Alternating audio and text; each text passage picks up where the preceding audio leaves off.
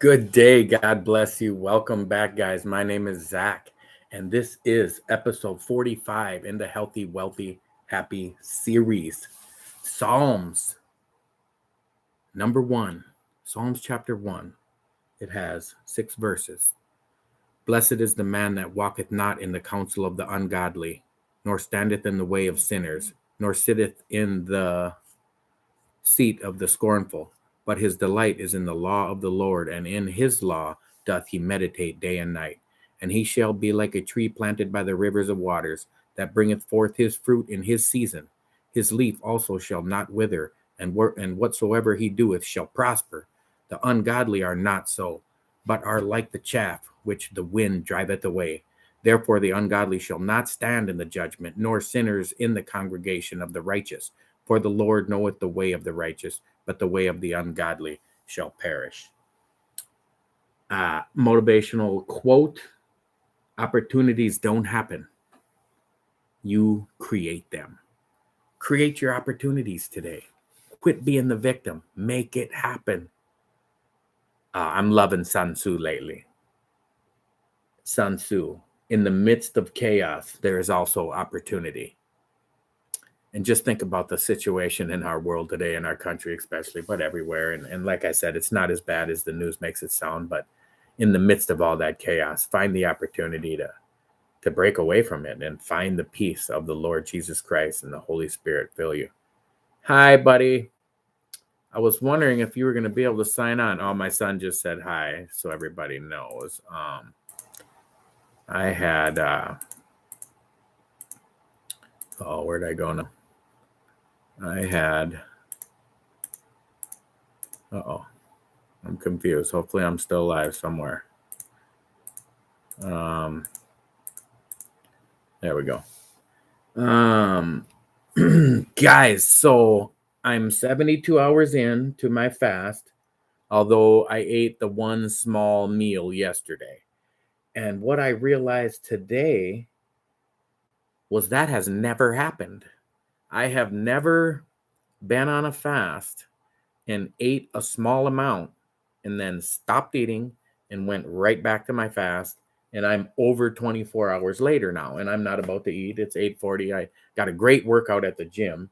Did my 12 hours, got off work, met my cousin at the gym, and we were there for almost probably an hour and 20 minutes. Just great. She's bringing in like these kind of like just circuit workouts, body weight, kettlebells, stuff like that. It's just crunches, jumping jacks, push-ups, kettlebells, resistance bands, step ups, just circuit. It was just a wonderful workout. Like not super, super hard, but I was breathing pretty heavy at a couple points. But so man, guys, after eating, like I said, I had like a 1 cup of rice and some nuts. That was it. And it satisfied me. And okay, I'm refull of energy. Like I said, though, it was a little emotional eating. But the fact that I got right back on the wagon is the first time that has ever happened. If I've ever been on a fast, I don't care if I was 1 day in or 10 days in. When I ate, that fast was over and I was eating like last night. If it would have been in the past, I would have ate and then I would have just kept eating, and I would have ate today all day, and I would have ate every day until I fasted again. So I'm really feeling like that is a big win. That is a victory. That is my spirit winning over the flesh. That is the greatest victory is to conquer oneself. And that's just spirit over flesh. That's what that means. So I'm feeling great. So I'm 72 hours in. I'll just keep bringing it up. Tomorrow I'll be 96 hours in, but I had a meal. Next day I'll be 120 hours in, but I had a meal. So it's still going to be some great results. I might not be, where was I at the end of the last fast? I was 248 pounds. I don't think I'm going to be less than 248 pounds by tomorrow night, but maybe I will be because I'm going to extend the fast 1 day. But like I said, even if it's plus 1 or 2, it's fine. It's just a small plateau, and then it'll be right back down the next week. So no big deal. I am just really getting pumped now. If I controlled my eating that well yesterday, because I was bummed yesterday about eating, so I wasn't so excited about it. But when I reevaluated the situation today, and it's like, Zach, you jumped right back on the wagon. You hit the gym. You fasted all day today. All I had today was my black tea and water. That's it. I'm like, I might have this. I do have this. I got this beat. I'm gonna get up. I think I'm gonna eat a lot of eggs, because eggs are probably, they're in like my top 5 favorite foods for sure. Like if you just name one thing, like if you make a recipe with 50 ingredients, like it might be better than egg. But if you're just eating one thing, like a banana or an egg or a steak, eggs are just with some pink Himalayan sea salt and some cayenne pepper, just so scrambled, fried. I don't even care. I love eggs. So I think that's going to be like my staple breakfast from now on, to just eat eggs. If I even eat breakfast, maybe my breakfast will be around noon. Like I said, the 16-8, I think I can handle pretty easily on my days off. Just get up and drink my black tea and go about my business, hit the gym, whatever, and then have my lunch at noon, which eat 6, 8 eggs, whatever. It doesn't even matter. Just eat until you're full, so that you don't want to cheat and have other bad food. Oh, guys, I gotta show you this. Who's still live with me? We gotta look up. Check this out. Guys. Oh, my phone. You ain't gonna be able to see it. No. Anyway, I just hit. Let's see if I can turn the brightness all the way down and if it'll show better. Oh, there, it's backwards, but 500 subs, guys. I just hit it as I was writing my notes for this stream. I looked back at my phone and it flipped to 500 just as I was looking at it. It's like, thank you guys so much. Only about 7 weeks in, and we already hit 500 subs. So I'm super excited. The community's growing. The people are, speaking out like, Zach's gonna do it. I want to see if that guy can actually get down to 170 pounds. And all signs point to yes, it's finna happen. So 220 is the intermittent goal. 218 is the intermittent goal by April 1st. That is within striking distance. It's 20, it's 30. It was 30 pounds from where I was. What was I at? 18, 28, 38, 48. It was 30 pounds away from where I was at my last fast. So even if I don't lose weight on this one, I still have 1, 2, 3, 4, 5, 6, 7, 8 more fasts to go. So, average like 3 pounds, it'll be close. And like I said, that last fast will be the week before April 1st, and I'll have 4 days of eating, and then it's April 1st. But depending on how close I am, I may not want to even eat those last 4 days and then weigh in. I was thinking to maybe just eat one day and then fast for 72 more hours and then get to weigh in on April 1st and see how close we can get. Of course, I'll gain some 5 pounds back the next 2 days whenever I refeed, but it's still, it's exciting, and things are heading in the right direction. And really, it's like I said, it's not what fasting I'm on. It's not what diet I'm on. It's the mental state. It's not giving up. It's figuring out how to keep plugging away. I've had several very challenging, very hard, struggling days that I wanted to give up on this whole thing, but I've just fought my way through it. And I get to the next gym workout, get to the next live stream, which always motivates me big time. So super excited. We hit the 500 subs today. Oh, just hit 501. Wanted to go over again though, because learning more about habits and the negative habits that you're trying to get rid of and the positive habits that you're trying to include in your life, and the habit stacking, the habit shifting, and the changing of your life. This is like core human existence. Habits are what keep you alive. And then when you find a bad habit, it just sticks with you. So the 4 stages of a habit. And I brought this up before, but it's cue, craving, response, reward. Like I just got in the car is the cue. The craving isn't to smoke the cigarette. The craving is to feel to feel the euphoric, the relaxation of the cigarette. So the response, the craving is to feel good. The response is to smoke a cigarette, and the reward is that relaxation. So if um, you want to eliminate a bad habit. So let's just take, what did I eliminate? Oh, the way I use neuro association with quitting drinking. And because drinking was a habit to such a degree that I tell this story to people. When I was an alcoholic, when I was a heavy drinker, whatever you want to call it, I got up on a Saturday morning and I needed to go to the bank. And as I was sitting on the bar ordering my second beer, I realized I was going to the bank. I wasn't going to the bar. I just got in my car and automatically drove to the bar. Of course, when you're a regular bar goer, they just throw the beer in front of you. You don't even have to order it. And I ordered another one. And just as I ordered the second one, I was like, oh my God, I got to get to the bank. And I just got up and I didn't even drink the second beer. I was like, what am I doing? I was going to the bank. This is a way to identify that you have some serious negative habits. You know what I mean? So you have to, if you want to reinforce a habit, let's do that first. You want to start a new habit and you want to have it successful. So the cue is, so what you do is the cue has to be obvious. So you're trying to start a new habit, and what makes you know to do it? What makes you want to do it? What makes you think to let's just say every Saturday morning, I want to remember to get up and go for a walk or whatever, just any habit.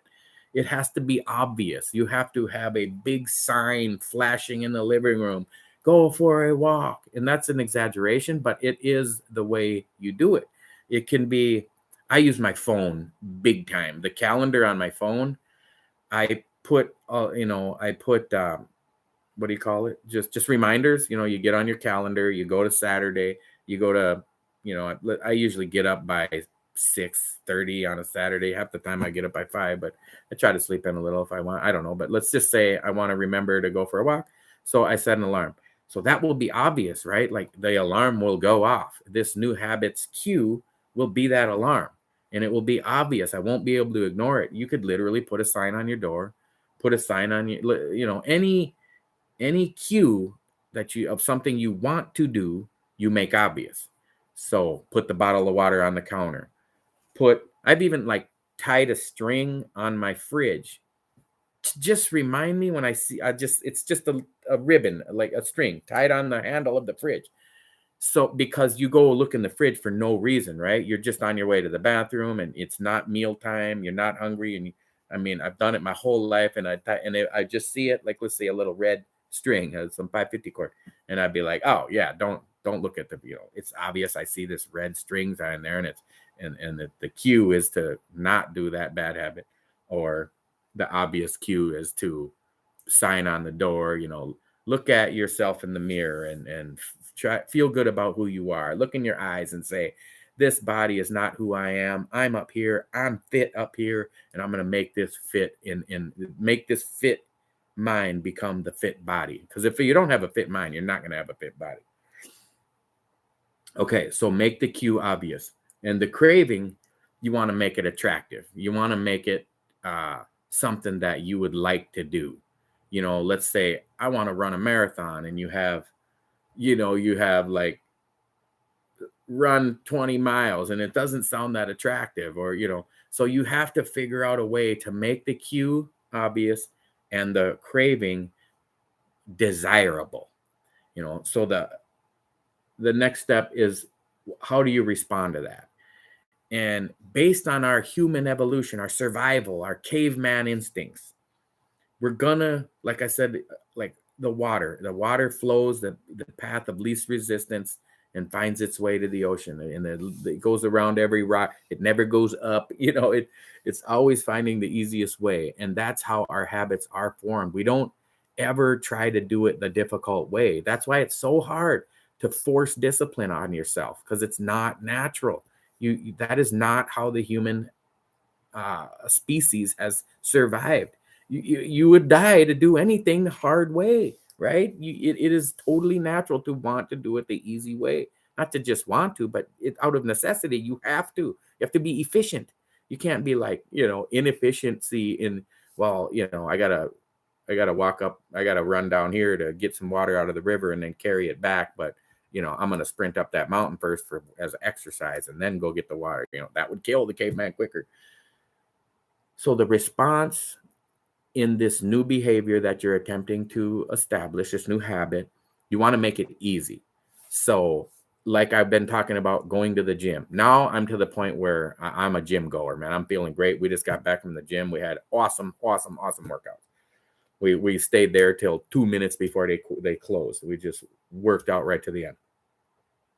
But the point I'm making is, a few weeks back, if you watch some of those videos, I was like, hey, I just went to the treadmill and I went to the gym and walked on the treadmill like 2 miles an hour to motivate myself. Like, hey, going to the gym is easy because you're breaking yourself in easy. Make this easy. Make the new habit that you want to do obvious, attractive, and easy. And then the reward has to be in your mind. And this is where neuroassociation can come into play too, because you can associate working out with anything you want. So you make it like pleasurable, enjoy, like it's in neuroassociation philosophy, psychology, it's avoid pain, gain pleasure. Seek pleasure, avoid pain. So that reward has to be the pleasure of, so a negative habit has the smoking the cigarette has the pleasure of relaxation. So to quit smoking, you have to change that perception. You use neuroassociation to switch it in your mind to say, when I think of a cigarette, I'm going to think of a black cancer-filled lung. I'm going to think of a person in the hospital with a tracheotomy hole in their neck, dying of cancer, and they're 72 pounds and they're shriveling away. And that's what you think of. You see a cigarette, and let's say, here's the cigarette. You see how it's skinny? That's how skinny you're going to be when you die in the hospital. You see that brown at the end, that's going to be your lungs. That's how brown, and the poison in your body is going to be just dripping in your organs and killing you in every way. Then maybe you can stop the negative habit. So the positive is make it obvious, make it attractive, make it easy, and make it pleasurable, enjoyable, whatever. So the obverse of that is don't make it obvious, like make it hard. So let's say for junk food, for me, junk food has not been a problem for me for many years, but it was. And how do I make the cue not obvious? There is no snacks in this apartment. There's no chips. There's no cakes. There's no candy. There is hardly anything here to eat that I can just grab and eat. If I had some desire to like just grab a handful of something right now and eat it. I mean, I should almost, one of these videos, I should just walk around like there's a bunch of frozen meat in the freezer that I would have to de-thaw and cook. There's leftover food in the fridge, but it's like, everything to make a salad, like a big salad. There's my pea pods and lettuce and onions and peppers and everything. Cucumbers. It's probably end up getting thrown away because I went back on my fast before I finished it all, because I buy more food than I keep buying more food than I need. But I'm getting better at it. I have enough food. I could probably just not buy food on my next. Is it going to be 4 days of eating this time? No, it's going to be 3 days of eating this time, because I'm going the extra day of fasting because I had the one meal. But I was already talking about going the extra day of fasting anyway. But now it's going to be even easier, because being 72 hours in, this is usually where I feel about neutral. I feel great on the first day, feel even better on the second day, because then you're flushed out and you just feel great. By the third day, you feel about neutral, like, I'm not amped, I'm not drained. Fourth day, you start feeling pretty drained, and then it kind of goes down from there, and then it actually ramps back up later. Like when you fast for 14 days, like people talk about feeling amazing on the 14th day. So to get rid of the behavior, or to just make sure you don't reestablish old negative behavior, something you want to make sure you don't get back into is, so don't make it obvious, make it hidden, or gone from you. Maybe this is even like disassociate with some friends that have a negative influence on you, or let's say one of your cues is like social media, and you get on whatever social media platform you're on, and it aggravates you. Or let's say you watch the news. I haven't watched the news in about 3 years, but I used to, and it would piss me off and get me in a bad attitude. And the cue was, and then the craving was to, like, build some guns, and the response was to go to the range, and the reward was like the feeling of invincibility. No, that's not me anymore. I don't like that. That person is gone. I trust in the Lord for everything now. So make it hard to see, hard to find, make it difficult. Okay, then the craving, where we want to make it attractive, if we want to have it, now we want to make it less attractive. And this is where you can use Neuro Association and just make it sound disgusting. Like I said, drinking a beer, all I thought of was vomit coming out of that bottle, going into my mouth, and just disgusting. And then the response, you want it to be easy if you're building a new habit. So let's say I'm trying to stop a habit now. Then you want to make it hard.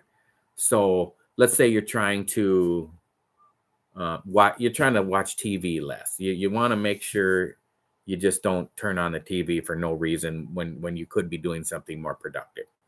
Okay, let's say you turn off the TV, you take the batteries out of the remote, you put the batteries like by the TV, and you put the remote in the bedroom. Now, if you want to watch TV, you got to go get the remote in the bedroom, come in, put the batteries in, and you can still do that, but at least it's not as easy. And there will be times, maybe half the time, where you don't just turn it on for no reason. If you got a show that you watch every night at 9 o'clock, and you watch a half-hour show or hour show, it's not that bad. I'm not making a big, huge deal out of it, but it's definitely not building you up in any way, depending on what you're watching. I mean, if you're spiritual and you're watching your favorite church program, or you're watching some documentary, or there's plenty of good things on. But if you're just watching network television, it's not much use to the human psyche in any way. So make it a little harder. And then the reward, where if we want to start a new habit, we want to make it pleasurable and positive thing in our life, then make the reward at least seem negative. Like with the cigarette, and instead of thinking about how you're going to feel calm and relaxed, and make the reward death that you think about. Or if I'm thinking about my snacks, for one, I don't have any. So if I want a snack, the cue is very hard. There's nothing here to snack on. So, and it's also hard because the response is I have to leave my apartment and go to the store and get some. And see, I'm not saying this never happens. It does happen. It's just, one, it's not obvious because they're not here.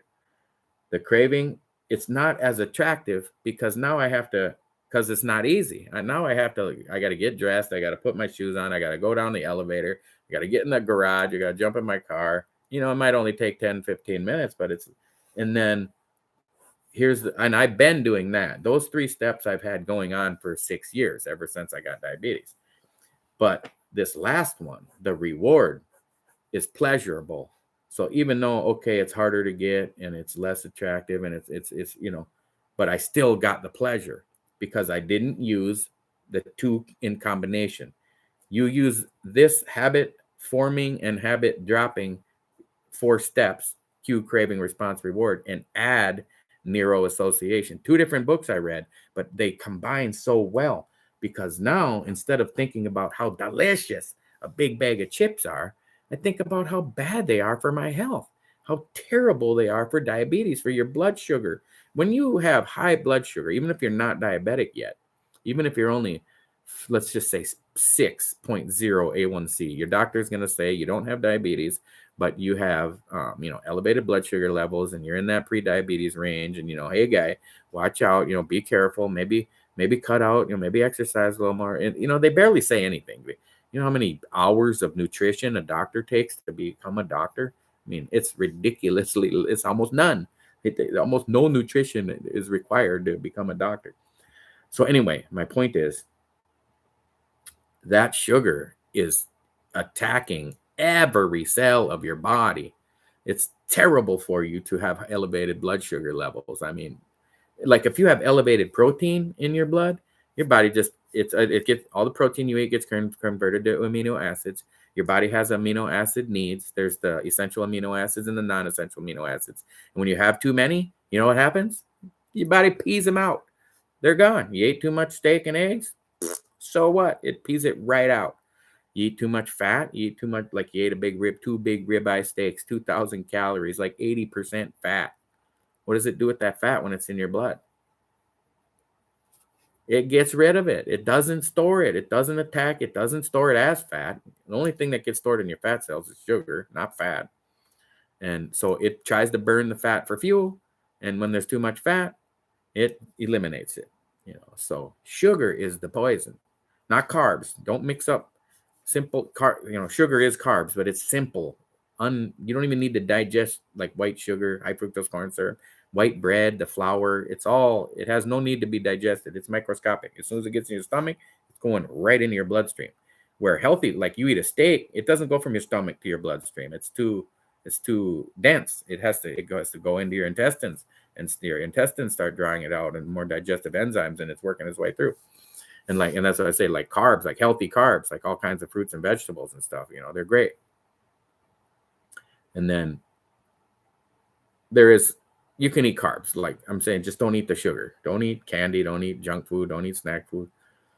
And like sodium nitrate, I mean, it's known to cause cancer. I mean, they give it to rats, they give it to mice, they get cancer. And then it's in all the snack food because it's a preservative. And, it's just sitting on the shelves for months, sitting in warehouse for 2-3 years, and then sitting on the food, for 6 months. And so it's got to be preserved with that. It's like eat fresh food, eat whole fresh food. And like I said, with the bread too, it's like not that bread is all that bad, but any bread in a bag is bad. So it's like, just do your homework, eat good food. So that was a long story to get you to think about bad food in a negative way. Don't think about, like I talked about, am I ever going to eat a Blizzard at Dairy Queen again? Or just go get a large Blizzard, whatever my favorite kind is. I don't even know. I like Butterfinger ones are good. Am I ever going to eat one again? Like, yep, I am. Just not very often. Like, definitely less than once a month. Probably less than once every 3 months. So keep it in perspective. You don't have to be like crazy about the program. Just find what works for you. If you can eat every day, which I would way rather do, and I'm going to get there, hopefully, I'm going to get there by April 1st. If you can eat every day and just eat healthy, weigh yourself. Let's just say you weigh 250 pounds. That's overweight. I don't care if you're a male or female, unless you're like 6'6" man, and that's still overweight. Anyway, my point is, if you can just eat healthy and lose weight, then you don't need to fast, But if you've been struggling for decades to lose weight, that's why I started this channel.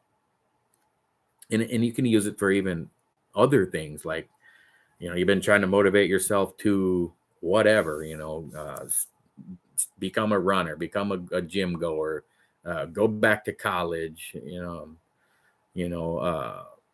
be more social. The channel is really about the psychological aspect of life, but being we're in America and, a large percentage of the population is overweight, I think it was a great starting point for the channel to have a series about, okay, Zach, I'm overweight anyway, so let's start with quit being overweight. I'm gonna make a note for the next video to look up how long or what weight I need to be on the BMI chart, because I'm like 5'8.5". Well, let's just say 5'8". To not be in the obese category, because I know I'm in the obese category for sure. So like, I'm sure 218 might not even be out of the obese category yet, but whatever it is, that'll be my next goal weight. I'm gonna write BMI right here, and that'll remind me. Check that out. I'll probably check it out right after this video, because I kind of want to know that now, so I can have a celebration, like a reward. Oh, and when you want to reward yourself, like let's say you're going by this cue craving response reward, you're using it in the positive way to make it obvious, attractive, easy, and pleasurable. And when you're using it in the obverse of that, you're trying to make it not obvious, not attractive, hard, and plaguing, and not pleasurable at all. You want to think about just the worst part of that habit. And like I said in another video, it's so interesting that the immediately gratifying habits are almost always the negative ones, the ones that give the immediate reward. Junk food, feel great immediately. 8 times more addictive than cocaine is sugar. You get a huge rush, and that's why that's the reward of eating shitty food. Eating sugary food. That's why you want it. It's natural. It's meant. Your body was meant to respond that way because there's so few sugary foods in nature that if you found a berry bush, God wanted you to know to eat every berry you can find on that bush, because they're not going to be there in a month when winter hits, and you need to get those calories and vitamins and maybe even a little bit of extra body fat from eating all them berries. And then food manufacturers know that they're capitalizing on the human nature. They're making it like hyper perverted. It's like a perversion of God's natural law. We'll make it just hyper sugary, to where nothing is this. Like I said, like orange juice, like you'd have to eat 8 oranges to get a big glass of orange juice, where you couldn't even hardly eat 8. You ever try to eat 3 big apples? I mean, I can't do it. I can't even hardly finish the second one. You're so stuffed. You can't even eat 2 apples. And it's like, I can eat 75 Girl Scout cookies, and still want something to eat after that. It's like they're playing on you. They know. And so use that knowledge to have a little, I'm not saying like be filled with anger, but be filled with the truth at least, and the knowledge to know that they're tricking you. Like, oh, I'm so addicted to sugar. It's like, yeah, and they got you whipped like a punk, dude. Step up your game. Man, woman, child. Pray. Ask for help. Ask Jesus, man, Lord, please help me overcome these. Even if it's the mind that you must overcome. There's really nothing. He can't really help you not eat it. That's your physical muscle picking it up and stuffing it in your face. But it's your mind that you need to change, right? I mean, and you can make it easier on yourself. If there was a gallon of ice cream right here, I'm not saying I'd eat it. I'm not saying I wouldn't, 'cause like I said, ice cream is one of my favorite treats. That's why I just brought up the Blizzard.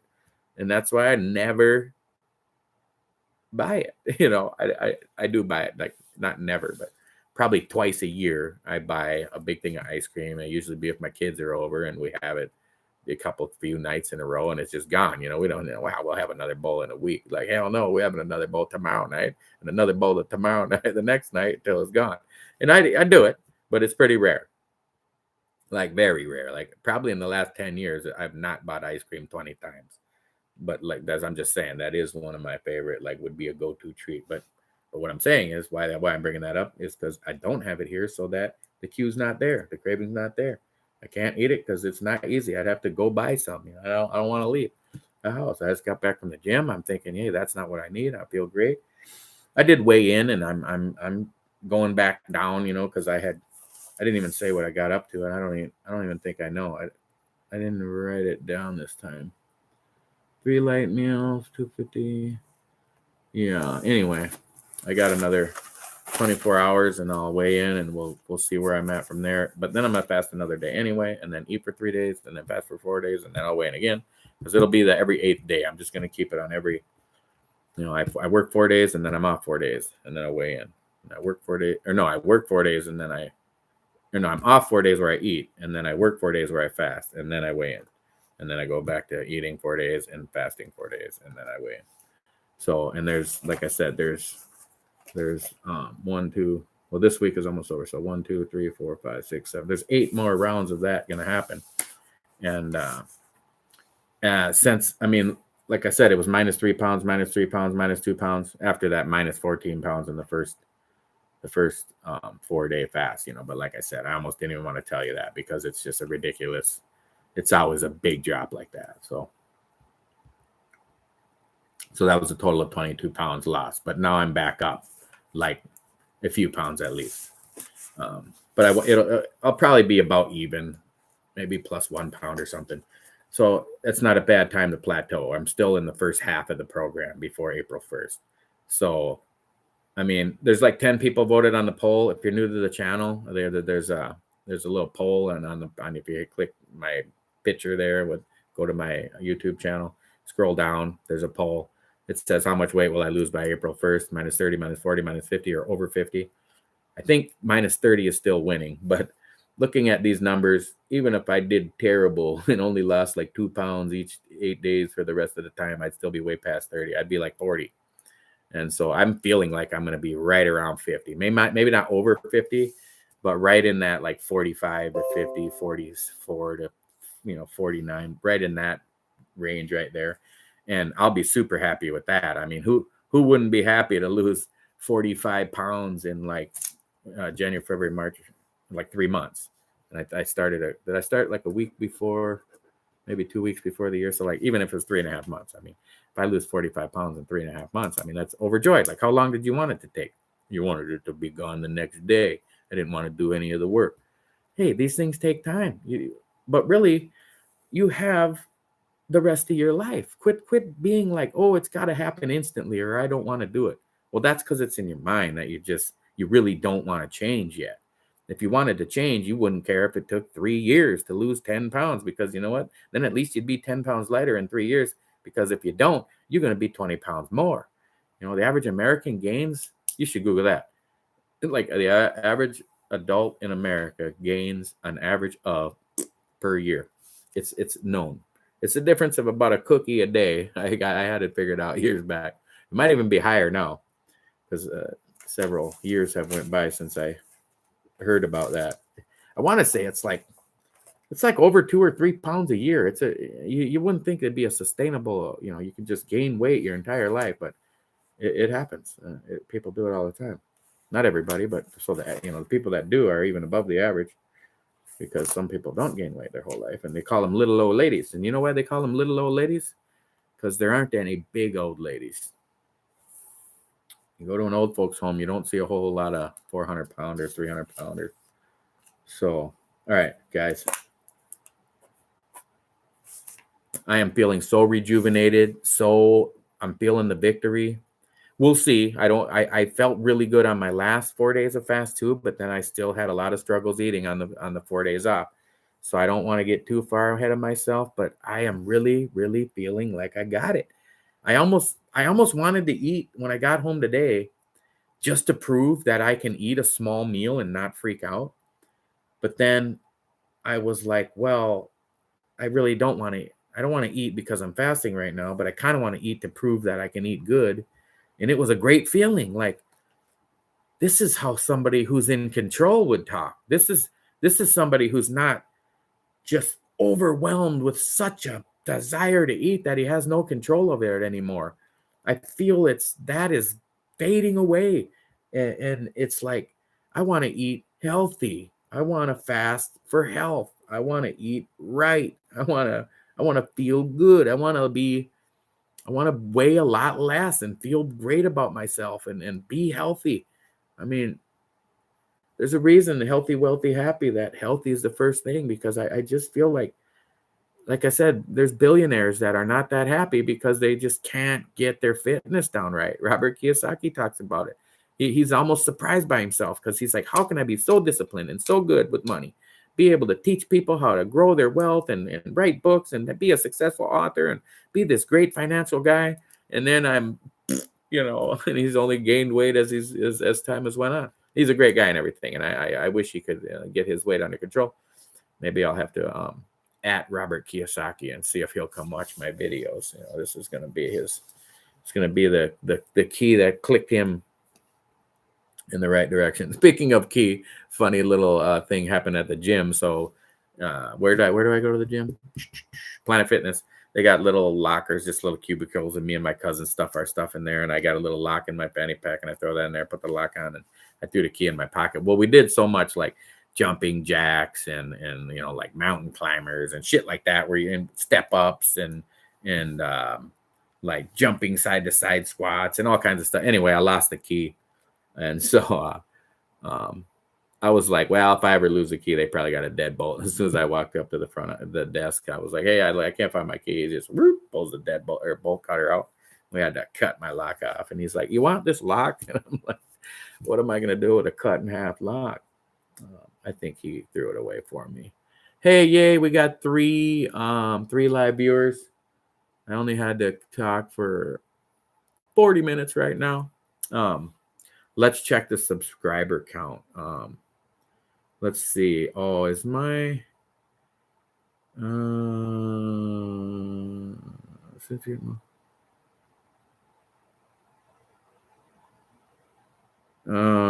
yeah, maybe. I don't know if he's still watching. I'm sorry, I had some messages.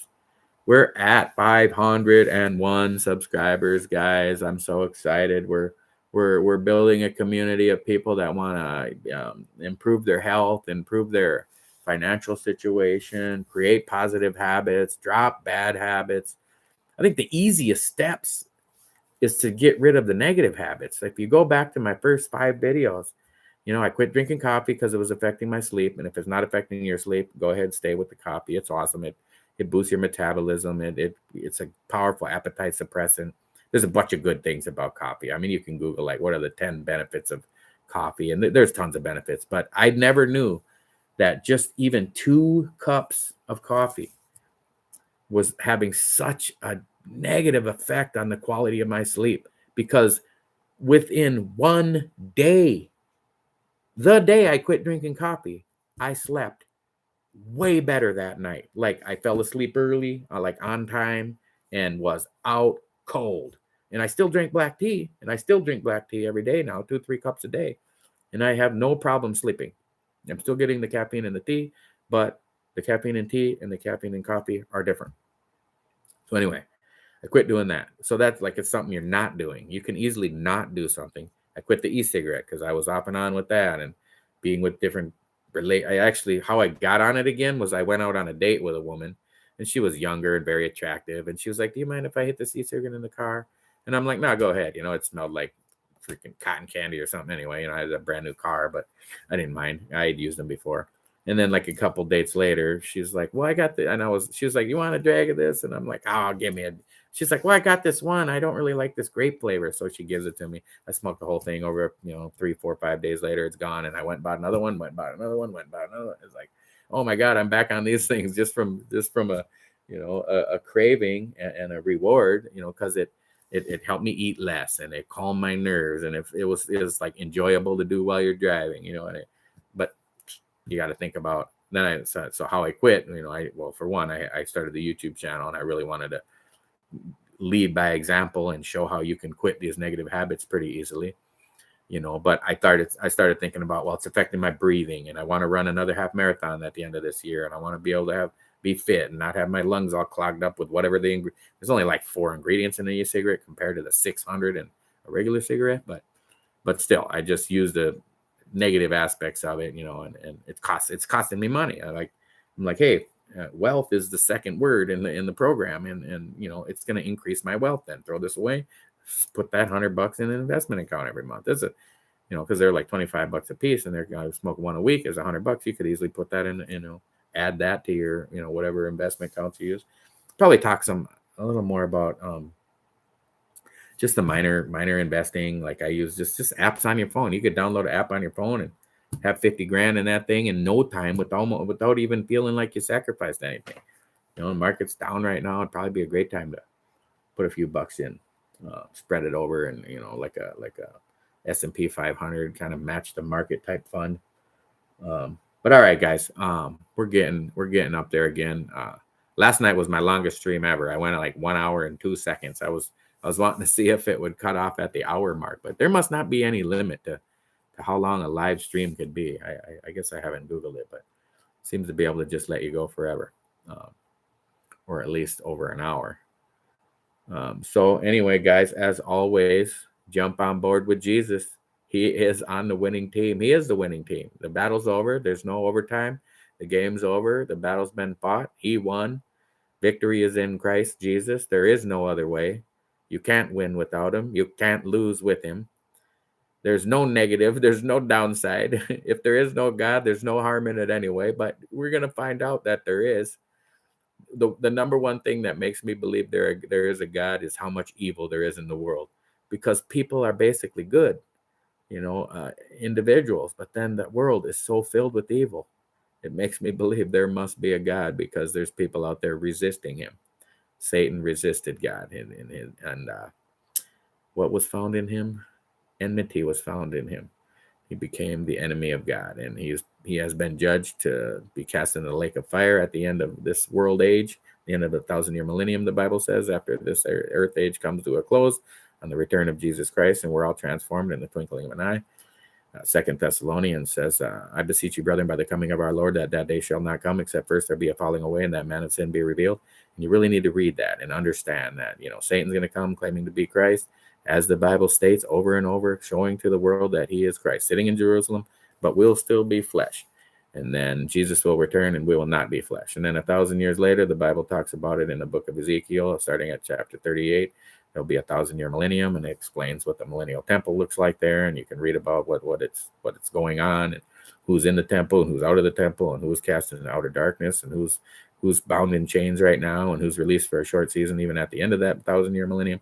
And then Satan by name and his fallen angels that left their first estate, talked about in the Old Testament before the flood of Noah, which is why the flood was meant to kill them people. Anyway, it's getting complex. Be thrown in the lake of fire, and why have a risk of being on that team? I think I want to be on Jesus's team. I think I already am. I think I was destined to be a servant of the Lord since the day I was born.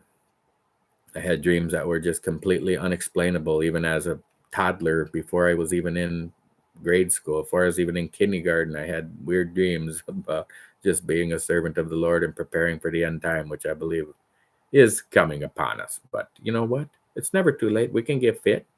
We can be happy. We can be content with our wealth. I mean, if you're in America, especially, I mean, my man, look up like average wages in other countries, and how much people have nothing. Like, oh, they just have nothing, and then we're just spoiled.